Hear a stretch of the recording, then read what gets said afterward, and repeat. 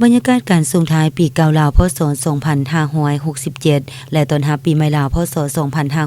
2568ในมื้อที่1อยู่เทศบาลเมืองปากสันซึ่งปีนี้แม่นกงกับวันจันทร์ที่14เมษายนแหมสงค่ำเดือน5ลาวปีมะเส็งเป็นมื้อสังขารหลวงของการลิ้นบุญปีใหม่ลาวในเทศบาลเมืองปากสัน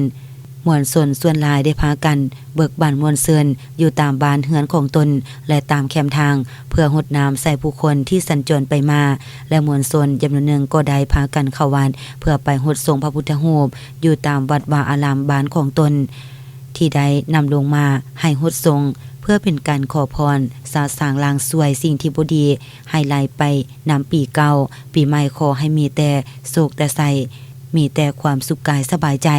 ตามฮีต12ของ14หิตญีของเจียงประเพณีอดีงามของคนลาวสาพุทธที่เคยปฏิบัติสืบทอดกันมาแต่โบราณกาล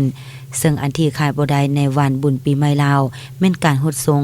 ผู้หลักผู้ใหญ่เพื่อขอพรและอวยพรซึ่งกันและกันขอให้มีแต่สิ่งดีๆเข้ามาในชีวิตตลอดปีใหม่นี้ซึ่งในมื้อดำอิฐในเทศบาลเมืองปากสันเห็นว่ามีความคือคืนม่วนซื่นทางยังรักษาใดฮีตของประเพณีวัฒนธรรมอดีงามของคนลาวสาพุทธพร้อมทั้งรักษาใดความสงบความเป็นระเบียบเรียบร้อย